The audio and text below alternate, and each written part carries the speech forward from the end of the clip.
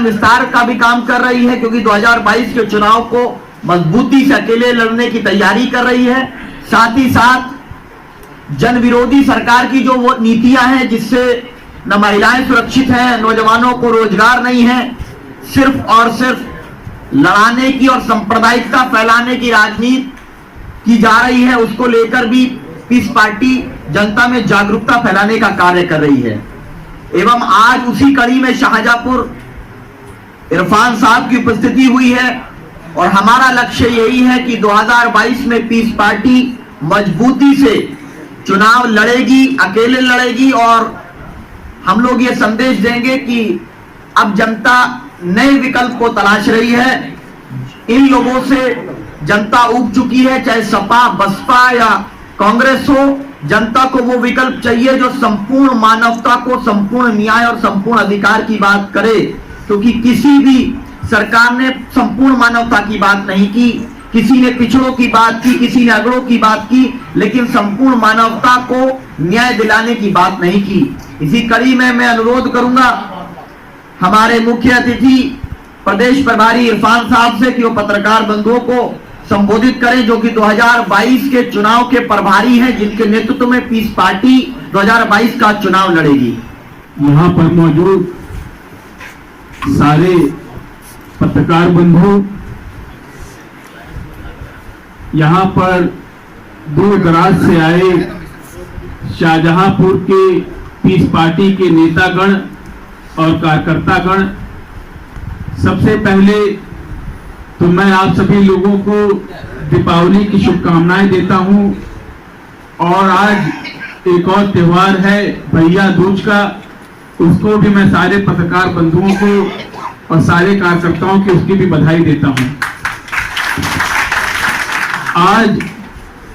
जो press conference हम लोगों ने शाहजहांपुर में रखी है, वो आगामी आने वाले चुनाव 2022 का जो उत्तर प्रदेश का होने वाला है, उसकी तैयारी में पीस पार्टी जुट गई है। उसी सिलसिले में आज 2022 के चुनाव की तैयारी की समीक्षा बैठक और संगठन विस्तार के सिलसिले में आज हम लोगों का शाहजहांपुर आना हुआ। और जिस तरीके से यह सरकार काम कर रही है, जिससे उत्तर प्रदेश का हर वर्ग, चाहे वो महिला वर्ग हो,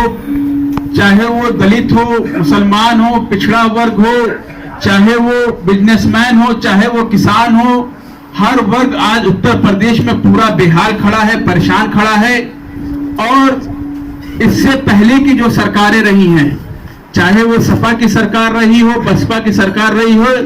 उससे दुखी होकर लोगों ने भाजपा को एक मौका दिया था उत्तर प्रदेश के अंदर, लेकिन सरकार आने के बाद उससे भी खराब प्रदर्शन करने लगी है सरकार। और जो भी समाज सेवी हैं और जिन्हें भी सरकार अपना विरोधी समझती है, उन्हें जेल में डालने का काम कर रही है। उत्तर प्रदेश में बहुत सारे लोगों को जेल में डाला गया, उसमें पीस पार्टी के माननीय अध्यक्ष डॉक्टर अयूब सर्जन साहब को भी उनके ऊपर पूरी तरह से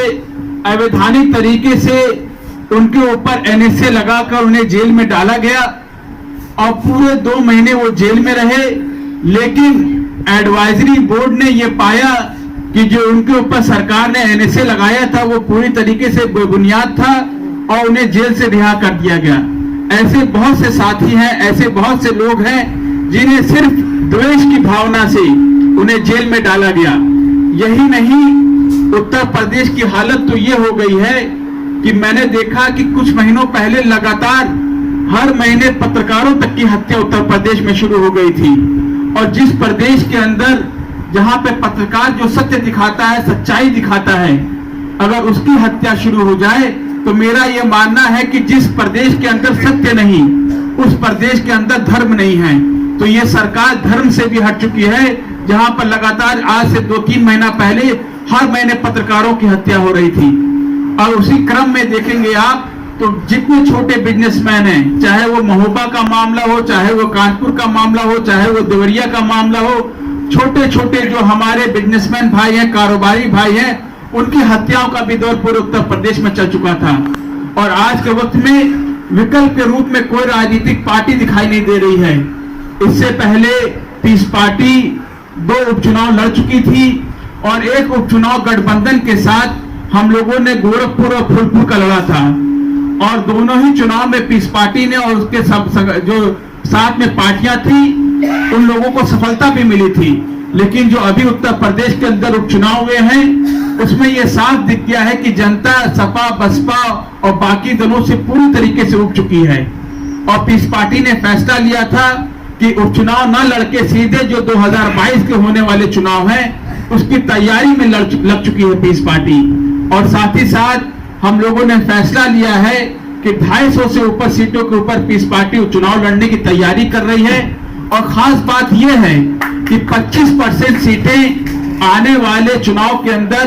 पीस पार्टी युवाओं को टिकट देगी और 25% महिलाओं को भी पीस पार्टी टिकट देगी। जो कोई भी राजनीतिक पार्टी ये काम नहीं करती। एक बहुत बड़ा फैसला पीस पार्टी ने ये लिया है कि अगर पीस पार्टी अगर लड़ेगी तो 100 से ऊपर के आसपास सीटों पर महिलाओं और युवाओं को पूरा मौका देगी, जिसमें कोई भी धर्म जात पात से उठकर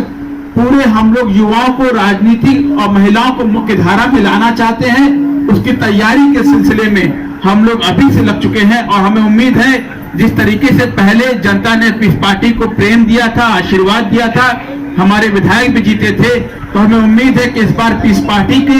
कम से कम 40 विधायक उत्तर प्रदेश में जीतेंगे और बिना हमारे पीस पार्टी की किसी की भी सरकार उत्तर प्रदेश में नहीं